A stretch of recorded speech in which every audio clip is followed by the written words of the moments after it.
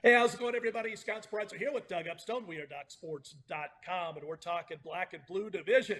The Packers and the Vikings coming up on this report. You know, I got to think this is a childhood rivalry for Doug and I. I got a feeling he was probably a Green Bay fan to a certain extent, although the Bears, I don't know, were you a Green Bay fan or were you all Bears growing up in the Chicago area?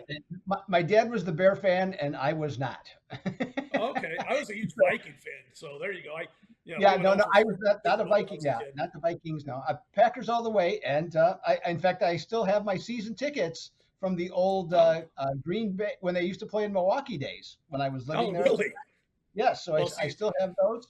But I will prove that I'm not a homer.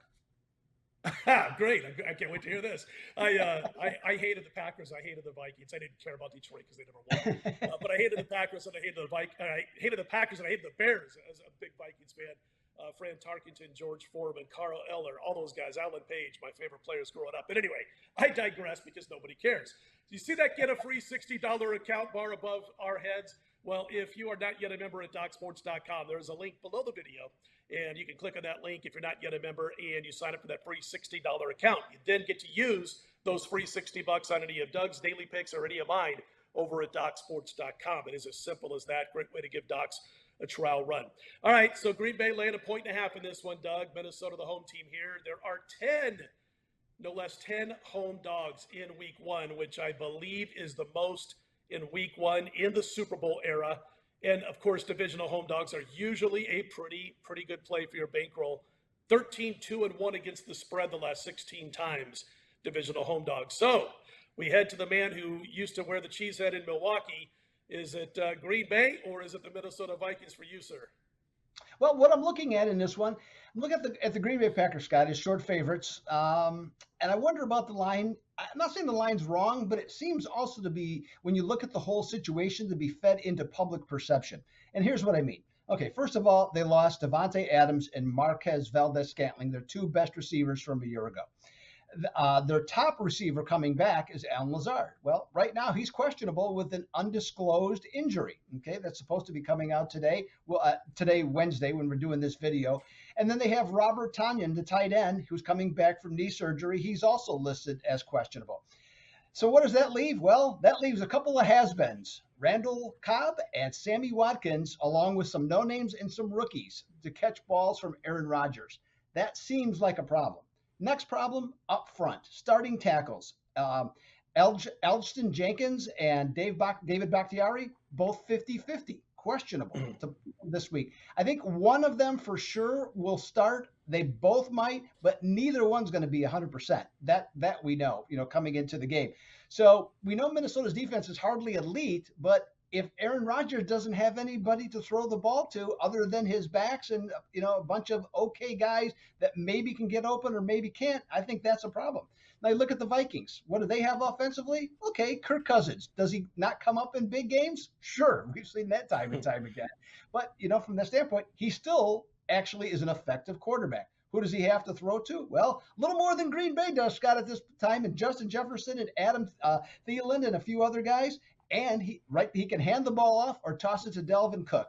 So I think if the Packers were 100%, Scott, I think this would still be a tough game for them. They're not 100%. I think they're in trouble here. Vikings are 38-21 as home underdogs. I think they win the game outright. I got Minnesota to get the job done on Sunday afternoon. And we got new coaches and stuff like that for Minnesota from what we're used to over the last several years. We had a coach in place who used to cover the spread for us quite a bit, but didn't get the job done at the standards that the Vikings brass and their fans had hoped. But I don't know. I think on one side of the line of scrimmage, I think there might be too many rough matchups for Minnesota for them to score a lot of points in this one, not necessarily win the game. So you kind of get a feel of where I'm going here. But, you mentioned Justin Jefferson, a good receiving core. Listen, Green Bay went out and got Jair Alexander in the offseason. I'm telling you what, man, I love this guy's game, especially his ability to take away an opponent's go-to guy, and he doesn't need any help. You never have to worry about doubling up or helping out Alexander when he's on your defense. He'll get the job done. So he's probably going to see Justin Jefferson more than anybody else on this Green Bay defense, and that'll be an interesting matchup.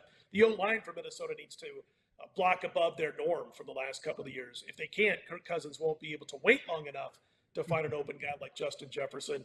As far as Green Bay, you mentioned, they had the offensive line injury a while back this summer. I guess the good news to the bad news is they've had a lot of time to prep this offensive line for another injury. But you're right. I mean, it's not just Devontae Adams leaving. There's a couple of other keys to this offense that are going to be not in place for this potential game. But the one thing about Aaron Rodgers, I'll just say this. We've seen several seasons where he started a season without anybody to throw to, and they end up being one of the teams that are in the postseason with a chance to represent the NFC in the Super Bowl. We've seen that over and over. So he does have that, supreme confidence, and I think it trickles down to everybody else in that offense, whether he's got receivers or not. Minnesota, it's going to be interesting. They were terrible against the run. I saw on one key stat on one site where the defense for Minnesota took the field for 1,152 plays, which had this team ranked 31st in football. They've got to be able to shore that up. Guess what? I think they will in this particular game. I'm not on a side in this, video. I like the under. I think this game stays a little bit lower scoring. The offensive lines, Green Bay's banged up. Minnesota, I want to see prove itself. Alexander in that secondary, I think, can handle Minnesota for the most part. Their receivers, even though the receiving core is deep and solid. And on the flip side, you gave all the reasons why Green Bay's offense might struggle a little bit, and I can't argue with that. So Doug Epstone is going to side with the Minnesota Vikings, and I am going to play the under in this game for today. And listen, you guys see that $60 free account at the top of your screen. Again, don't forget, if you're not yet a member, you can get that free $60 account simply by clicking on the link below the video. And then you give DocSports.com a trial run.